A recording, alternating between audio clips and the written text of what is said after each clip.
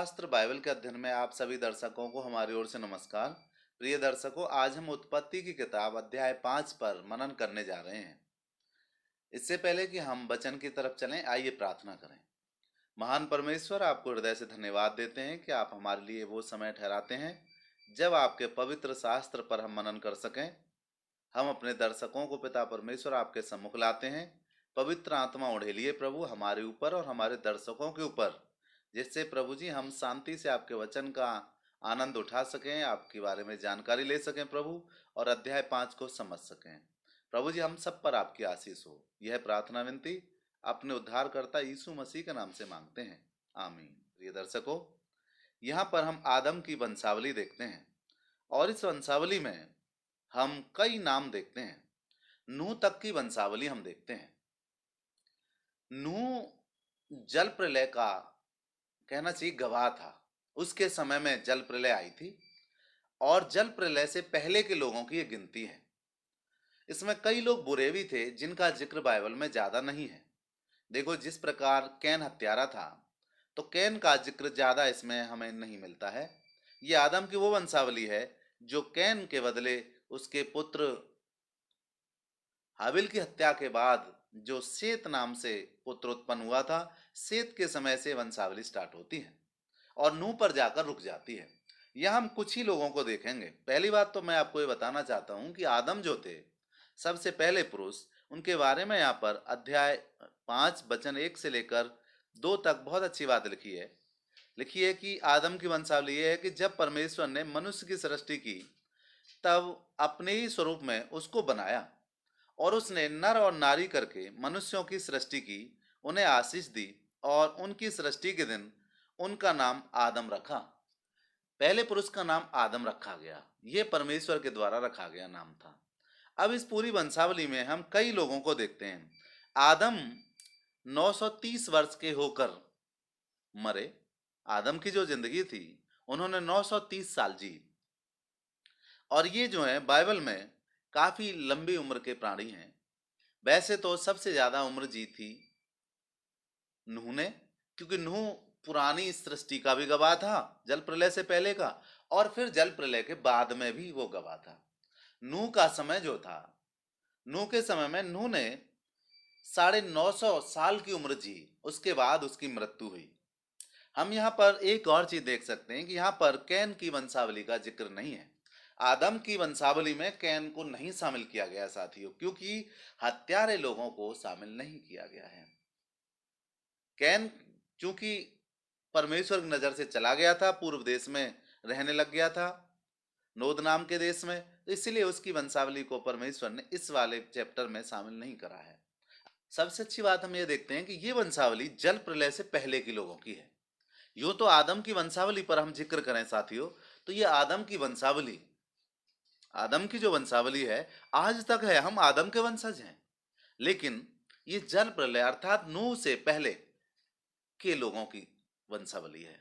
तो हमें यहाँ पर यह समझना होगा कि नूह के पहले की वंशावली में कुछ लोग जो हैं परमेश्वर के खास जिसमें शामिल किए गए, उनमें से हम कुछ लोगों पर जिक्र करेंगे। यहाँ पर एक नाम दिया गया है एनोस। अध्याय 5 के वचन 6 में यहाँ पे एनोस का जिक्र है और लिखा है कि जब सेत 105 वर्ष का हुआ, तब उसने एनोस को जन्म दिया। साथियों, एनोस यह वही व्यक्ति है जिसके समय से लोग यहोवा से प्रार्थना करने लगे थे। अध्याय 4 में हमने 26 वचन में देखा था कि सेत के भी एक पुत्र उत्पन्न हुआ और उसने उसका नाम एनोस रखा। उसी समय से लोग यहोवा से प्रार्थना करने लगे। प्रिय दर्शकों, परमेश्वर से लोगों का जुड़ाव एनोस के समय से हुआ। हमें ये नहीं पता कि एनोस की व्यक्तिगत जिंदगी कैसी रही, न हमें यह पता कि एनोस कितना भक्त था, पर उसके समय से ये तो संभव हो सकता है कि एनोस के समय में धार्मिकता का प्रचार प्रसार किया गया होगा, परमेश्वर को नाम पवित्र दिया गया होगा और पवित्र परमेश्वर के लोग आराधना करना उस समय से शुरू कर रहे होंगे।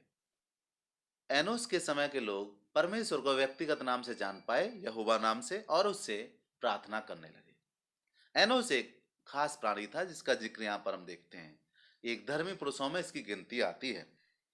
एक और व्यक्ति है जो बहुत ही महत्वपूर्ण है, जिसका नाम हनोक है। साथियों, हनोक के बारे में हम यहाँ देखते हैं कि अध्याय 5 के वचन 23 में हनोक का जिक्र है। हनोक के बारे में यहाँ ऐसा लिखा है, इस प्रकार हनोक की कुल आयु 365 वर्ष की हुई। 24 वचन में ऐसा लिखा है कि हनोक परमेश्वर के साथ साथ चलता था, फिर वो लोप हो गया क्योंकि परमेश्वर ने उसे उठा लिया। साथियों, हनोक और परमेश्वर की दोस्ती का जिक्र हम बाइबल में देखते हैं। ये इतने अच्छे नजदीकी फ्रेंड रहे हैं। परमेश्वर हनोक के जीवन से इतने प्रसन्न थे, जैसे हमने अध्याय 4 में पहले अध्ययन में आपको बताया था कि साथ साथ चलते थे। हनोक का जो समय था साथियों, वो ये था कि हनोक ने व्यक्तिगत जिंदगी परमेश्वर को प्रसन्न करने वाली जी, परमेश्वर के साथ रहने वाली जी, और परमेश्वर से उसने प्यार किया। और परमेश्वर की दोस्ती साथियों बहुत ही गहरी थी। एक संडे स्कूल में बहुत अच्छे से सिखाया गया छोटे बच्चे को हनोक और परमेश्वर की दोस्ती के बारे में। वहाँ वो छोटे बच्चों को सिखाते हैं कि हनोक और परमेश्वर दोनों दोस्त थे, साथ साथ चला करते थे। और हनोक परमेश्वर के साथ चलता चलता बहुत दूर चला गया, और वहाँ परमेश्वर कहता, हनोक तेरा घर तो बहुत दूर है, देख मेरा घर बहुत पास है, क्या तू मेरे घर में रहना चाहेगा? तो हनोक ने परमेश्वर की दोस्ती कबूल करी और कहा, परमेश्वर मैं आपके घर में रहूंगा। ये संडे स्कूल में सिखाया जाता। बहुत अच्छी बात साथियों, परमेश्वर ने हनोक से इतना प्यार किया कि उसको जीवित ही शरीर समेत अपने साथ ले लिया। ये बहुत महत्वपूर्ण बात है। हनोक के बाद हनोक का एक बेटा उत्पन्न हुआ जिसका नाम बाइबल में है मतूशेलह, हनोक का बेटा था। साथियों, हनोक परमेश्वर के साथ चलता था और हनोक ने ऐसी जिंदगी जी जिससे परमेश्वर प्रसन्न थे। तो उसने अपने पुत्र में भी परमेश्वर की कुछ छवि छोड़ी। उस पुत्र का नाम उस जमाने के लोगों के लिए उसने रखा, ताकि उस जमाने के लोग उसके पुत्र के नाम से कुछ बातों को समझें। और उसने अपने पुत्र का नाम जो रखा है मतूशेलह, उसका हिंदी में अगर हम समझें तो उसका मतलब ये है कि परमेश्वर न्याय करेगा। परमेश्वर न्याय करेगा, वो अपने पुत्र के द्वारा ये संदेश लोगों को देना चाहता है। क्या आज हम अपने बच्चों के ऐसे नाम रखते हैं जिससे कि लोगों को कुछ शिक्षाएं मिले? मुझे नहीं लगता साथियों। आज के नाम बड़े ही अजीब हैं, टिंकू, पिंकू, चिंकू, क्या है नाम? पर इस पे कमेंट करना ठीक नहीं है। हम तो सिर्फ ये कहना चाहेंगे कि वो नाम, जिन नामों के कुछ भेद हों, वो ज़्यादा पावरफुल रहते हैं मेरे साथियों। प्रिय साथियों, अब हम एक और व्यक्ति पर थोड़ा सा मनन करेंगे। अध्याय 5 के 28 और 29 वचन में मैं आपके लिए कुछ पढ़ देना चाहता हूँ। यहाँ लिखा है साथियों, जब लेमेक 182 वर्ष का हुआ तब उससे एक पुत्र का जन्म हुआ। उसने ये कहकर उसका नाम नूह रखा, यहोवा ने जो पृथ्वी को साप दिया है उसके विषय ये लड़का हमारे काम में और उस कठिन परिश्रम में जो हम करते हैं हमको शांति देगा। आप क्या समझ पाए साथियों कि मैंने आपको बताया हनोक का पुत्र मतूशेल, और मतूशेल का एक पुत्र जो उत्पन्न हुआ है जिसका नाम है लेमेक, और लेमेक का एक पुत्र हुआ है जिसका नाम है नूह। कुछ लोग परमेश्वर की महिमा आराधना में, उसकी भक्ति में अपना जीवन जीते थे और इसी प्रचार प्रसार में लगे रहते थे। वो हर संभव समाज में अच्छे कार्य करने के लिए प्रयत्न करते थे। हनोक को उठा लिया गया बेशक, लेकिन उसके पुत्र के नाम से लोग इस बात को जान पाए कि यहोवा न्याय करेगा, परमेश्वर हमारा न्याय करेगा। और उसके और भी वंशज हुए। लेमेक ने भी, प्रिय साथियों, अपने पुत्र के बारे में एक ड्रीम बनाया कि ये मेरा पुत्र होगा और ये अच्छा कार्य कर दिखाएगा, अर्थात जो हमसे रह रहा है इससे बड़ा धर्म का काम ये करेगा, ताकि समाज में कुछ अच्छाई फैले। मेरे प्रिय दर्शकों, हम यहाँ पर एक चीज देखते हैं, वो यह देखते हैं कि लोग परमेश्वर के काम को कर रहे थे, अर्थात समाज के सुधार के काम में लगे थे। आज के समय में लोग परमेश्वर के कार्य को बहुत कम कर रहे हैं। समाज को सुधारना लोगों ने छोड़ दिया है। अपने पड़ोसी को सुधारना, अपने बच्चों को सुधारना, अपने जीवन को सुधारना सच में ही छोड़ दिया है। मैं आपसे कहूं, लोग सिर्फ खाना कमाने में लगे हैं, अपने जीवन को दूसरे ही रूट में चलाने में लगे हैं। लेकिन समाज को सुधारना, अपने आप को सुधारना, अपने परिवार को सुधारना, अपने पड़ोसियों को सुधारना, यह कौन करेगा? मेरे प्रिय दर्शकों, यह धर्मी लोग करते हैं। ये वह लोग करते हैं जो धार्मिकता के काम को आगे बढ़ाना चाहते हैं, जो परमेश्वर को प्रसन्न अपने जिंदगी में देखना चाहते हैं। प्रिय दर्शकों, लेमेक ने आशा रखी थी अपने पुत्र नूह से। पर हम एक बात यहाँ आती है जिसके बारे में आपको बताना चाहते हैं। क्या आप जानते हो कि पृथ्वी पर यहोवा ने क्या शाप दिया था धरती को? जब आदम के समय में आदम ने फल खा लिया था, हम जैसे बता चुके। दर्शकों, मैं आपको बताना चाहता हूं कि परमेश्वर ने आदम में होकर पृथ्वी को आशीष दी। उत्पत्ति 1:28 में लिखा है कि फलो फूलो और पूरी पृथ्वी पर भर जाओ। पृथ्वी पर कब्जा कर लो। एक तरह से ये परमेश्वर का था कि सब तुम्हारे लिए है और इस पे आनंद मनाओ, ये आशीष थी। पर ये आशीष आदम से छिन गई थी, सिर्फ एक ही आज्ञा के उल्लंघन की वजह से। जैसा हम पहले बता चुके हैं कि उन्होंने उस फल को खा लिया था जिसकी मना करी गई थी। उस कारण परमेश्वर ने जब दंड दिया था तो उस आदम की वजह से पृथ्वी भी स्थापित हुई थी। और आदम से उसने कहा, तूने जो अपनी पत्नी की बात सुनी और जिस वृक्ष के फल के विषय में मैंने तुम्हें आज्ञा दी थी कि तू उसे ना खाना, उसको तूने खा लिया, इस कारण भूमि तेरे कारण शापित है। फल को खाने से धरती को भी परमेश्वर ने श्राप दिया। और आदम से उसने कहा, तूने जो अपनी पत्नी की बात सुनी और जिस वृक्ष के फल के विषय में मैंने तुझे आज्ञा दी थी कि तू उसे ना खाना, उसको तूने खाया है, इसलिए भूमि तेरे कारण शापित है। तू उसकी उपज जीवन भर दुख के साथ खाया करेगा। वह तेरे लिए ऊंट कटेरे उगाएगी और तू खेत की उपज खाएगा और अपने माथे के पसीने की रोटी खाया करेगा और अंत में मिट्टी में ही मिल जाएगा, क्योंकि तू उसी में से निकाला गया है। तू मिट्टी तो है और मिट्टी में ही मिल जाएगा। पृथ्वी श्रापित थी साथियों।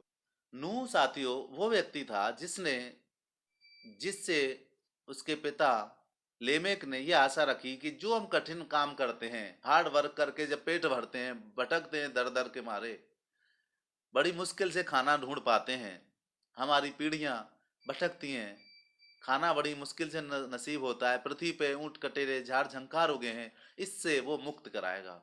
और सच बात है साथियों, नूह को परमेश्वर ने चुना।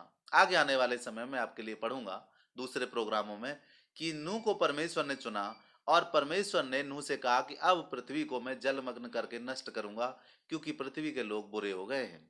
पृथ्वी भी छुटकारा पाई है साथियों, पूरी तरह नहीं लेकिन पुरानी सृष्टि से।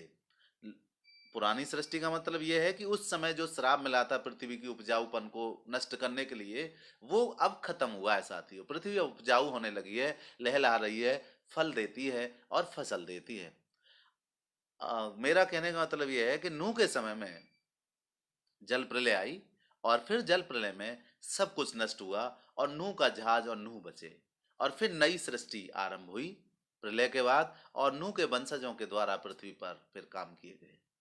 साथियों, यहाँ मैंने आपके लिए कई नाम पढ़े और उन नामों के द्वारा हमने कई चीजें सीखी। महत्वपूर्ण बात तो यह है कि यहाँ अच्छे लोगों के नाम शामिल किए गए हैं और अच्छे कामों का वर्णन किया गया है। क्या साथियों, मैं आपसे एक सवाल पूछता हूँ, क्या आप जवाब दोगे? सच में आप जवाब दीजिएगा और गहराई से सोचिएगा।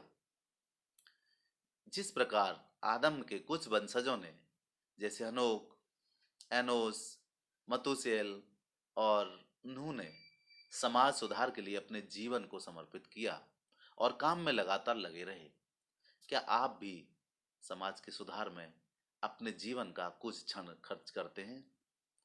समाज की बुराइयों को नष्ट करने के लिए कुछ योजना बनाते हैं? समाज में परेशानियों को हल करने के लिए अपना कुछ योगदान देते हैं? प्रिय दर्शकों, इंसान की जिंदगी का उद्देश्य यही है कि वो मानव मानव के काम आए और दूसरों का उत्थान होने में अपना सहयोग लगाए। प्रिय दर्शकों, हमारे कार्यक्रम का समय समाप्त हो गया। अगले कार्यक्रम में फिर मुलाकात होगी। तब तक के लिए प्रभु आप सबको आशीष दे। नमस्कार।